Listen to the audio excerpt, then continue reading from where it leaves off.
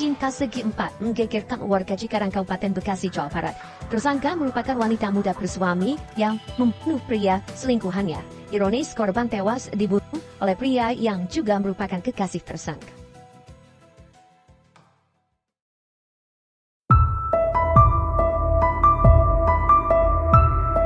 Pada contoh kasus cinta segitiga adalah satu wanita memiliki dua orang pria atau sebaliknya, satu pria memiliki dua wanita. Perilaku ini disebut perselingkuhan. Namun sayang, kasus seperti ini nggak akan berakhir happy ending. Karena dua orang harus bersitegang demi bisa terpilih menjadi sang pemenang.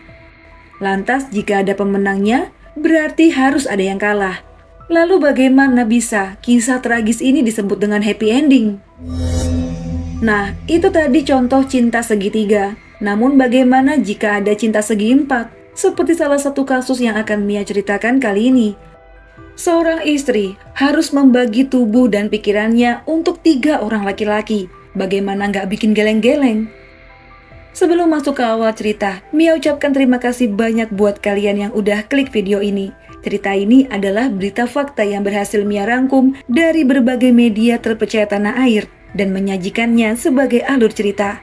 Semoga dapat dengan mudah untuk dimengerti.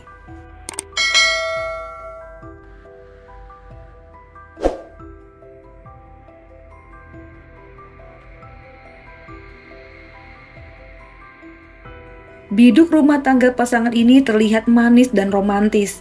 Dari mata tetangga, mereka terlihat harmonis. Tinggal di Bekasi, Jawa Barat, dalam rumah yang nyaman walaupun sepi karena kesibukan sang suami yang harus bekerja di luar kota, membuat sang istri merasa kesepian. Setiap hari menahan rindu dan menunggu kedatangan suaminya dari luar kota. Wanita kesepian itu adalah Daria Yuningsih, berusia 36 tahun. Sedangkan suaminya tidak dicantumkan di media berita manapun ya teman-teman. Di usia yang gak lagi muda, mereka belum memiliki momongan. Jadilah keduanya selayaknya pasangan muda jika sang suami tiba di rumah. Jadi saat kejadian ini terjadi, sang suami tengah bekerja di Surabaya, sedangkan Daria tetap berada di rumah mereka di Bekasi.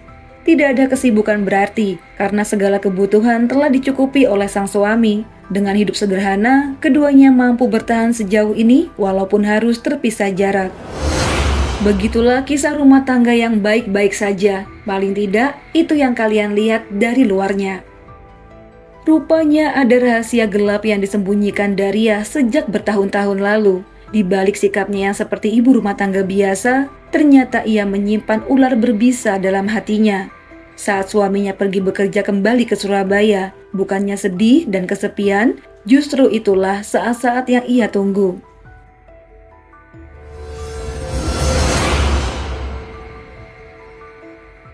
Babak baru pernikahannya bersama sang suami tak serta-merta menghapus kenangannya bersama mantan kekasihnya dulu.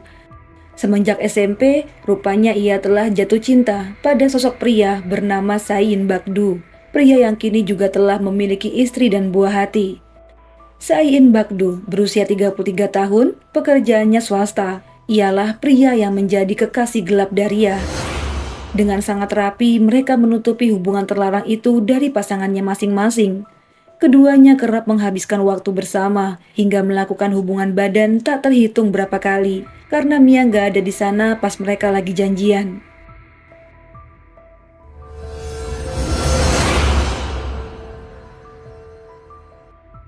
Singkat cerita, masuk ke tahun 2020.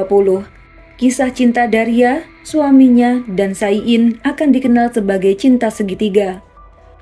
Sampai di sini, Sain yang lagi bucin rela melakukan apa saja demi kekasih gelapnya. Hingga tiba-tiba Sain merasakan sikap yang berbeda pada Daria.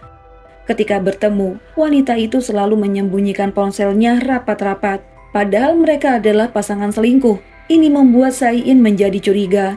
Hatinya merasakan ada tanda perselingkuhan lain dengan wanita pujaannya itu.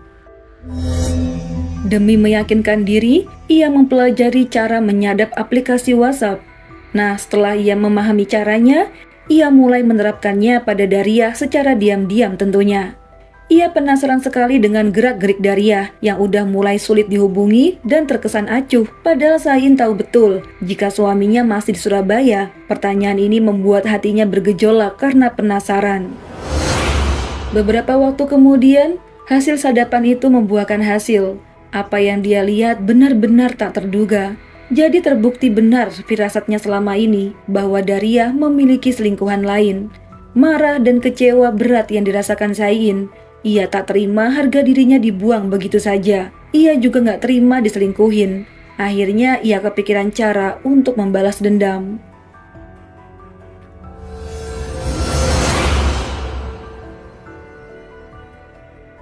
Selain berhubungan dengan Sain yang sudah dalam waktu sangat lama, Daria rupanya memiliki kekasih baru bernama Natim yang baru dipacarinya kurang lebih 3 bulan. Seorang pengusaha gipsum yang telah memiliki keluarga.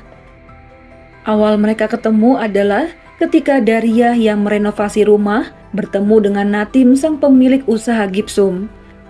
Entah siapa duluan yang kegatelan ya, intinya mereka memutuskan untuk bermain-main di belakang pasangan masing-masing. Jadi Daria kini memiliki 3 orang pria yang secara bergantian ditemuinya. Sementara itu di sisi Sayin, ia yang sudah mengantongi bukti perselingkuhan mereka, tiba-tiba mengancam dan memeras Daria dan pasangan barunya itu. Sayin berencana mengupload bukti chatting mesra mereka ke Facebook sebagai rencana balas dendam karena sakit hati udah diselingkuhin. Nah, mengetahui hal ini, Daria dan Natim jadi panik. Mereka takut pasangannya mengetahui dan membuat masalah bagi keluarga besar. Lantas, Daria meminta maaf pada Sain dan berjanji akan melakukan apa yang ia mau agar bukti chatting itu tidak diupload. Akhirnya karena memang dari awal Sain udah kesel, dia malah meminta uang sebesar 5 juta rupiah agar bukti itu tidak disebar. Natim dan Daria langsung panik. Mereka nggak bisa menyiapkan uang segitu banyaknya dalam waktu singkat.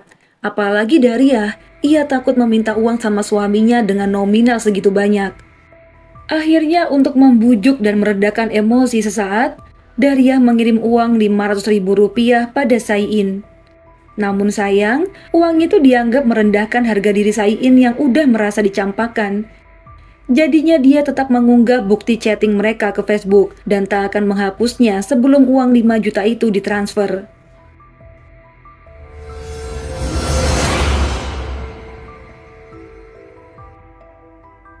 Daria menangis tak henti di hadapan Natim.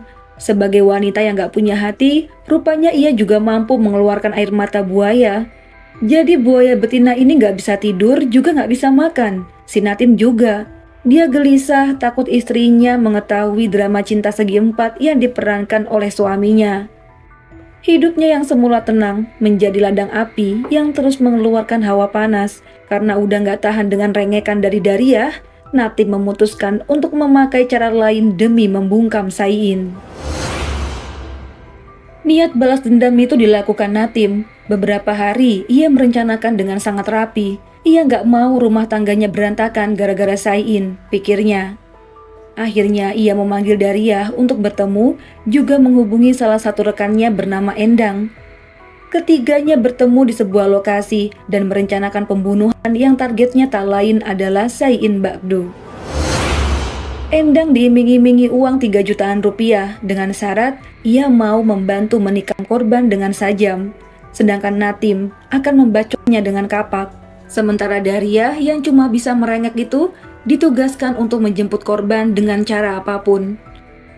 Endang yang membutuhkan uang awalnya sih ragu, tapi terbayang uang bisa beli HP atau buat makan enak.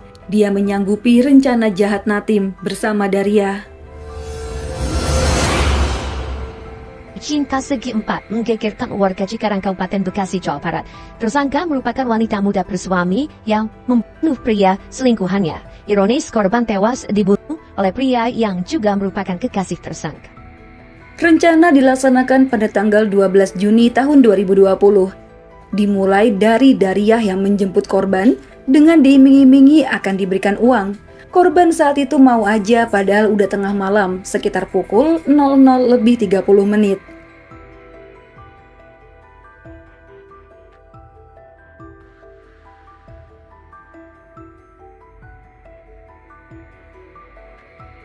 Jalanan yang sepi, keduanya mengendarai motor milik Daria hingga masuk ke Jalan Raya Serang, Cikarang Selatan. Nah, Natim dan Endang yang udah melihat target tiba, langsung menghadang tanpa menunggu lama, takut ada pengendara lain yang lewat. Natim langsung membacok area kepala korban dan Endang menusuk dada korban hingga mengenai ulu hatinya.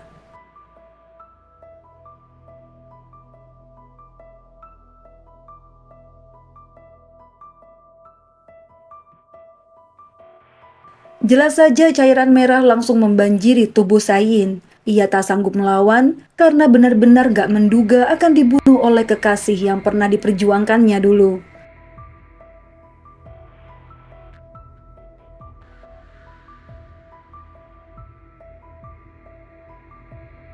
Jadi setelah korbannya tumbang, entah apa yang mereka pikirkan.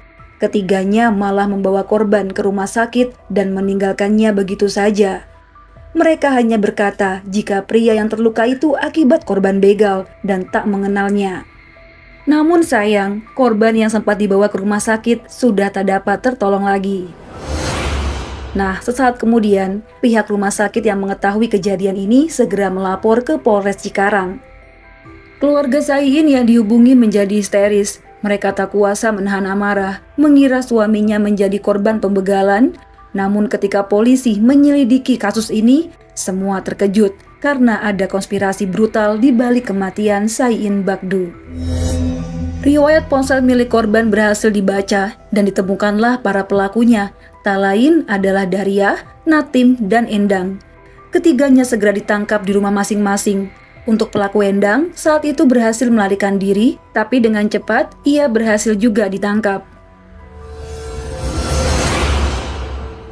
Ketiganya digelandang ke Polres Cikarang. Berkat bukti-bukti chatting juga sajam yang ditemukan, membuat mereka nggak bisa mengelak dan akhirnya mengakui segala perbuatannya. Kemudian proses rekonstruksi digelar demi mencari bukti baru, namun keterangan dan adegan yang diperagakan rupanya sama. Sehingga penyidik tidak menemukan hal yang lain yang mungkin saja masih dirahasiakan oleh para pelaku. Kejadian berawal saat D diancam oleh korban. Hubungan mereka akan dilaporkan ke suami D. Panik atas ancaman korban, D lalu meminta bantuan N untuk menghabisi nyawa korban. Dalam aksinya, N dibantu oleh dua temannya dengan modus seolah-olah kasus pembegalan. Untuk mempertanggungjawabkan perbuatannya, mereka dikenakan pasal 340 dengan hukuman seumur hidup dalam penjara. Jadi gimana teman-teman? Bagaimana menurut kalian tentang kasus ini? Gak bosan-bosan nih Mia mengingatkan buat para buaya jadi-jadian yang lagi nonton. Sayangi pasanganmu ya, jangan menyakiti hati yang pernah kamu perjuangkan, karena itu bisa jadi bumerang buatmu sendiri. Kalau gitu Mia undur diri dulu, mohon maaf banget jika ada salah-salah kata dalam pembuatan video. Jangan lupa tontonin videoku yang lainnya juga. Selamat beraktivitas, sampai jumpa di lain waktu. Bye.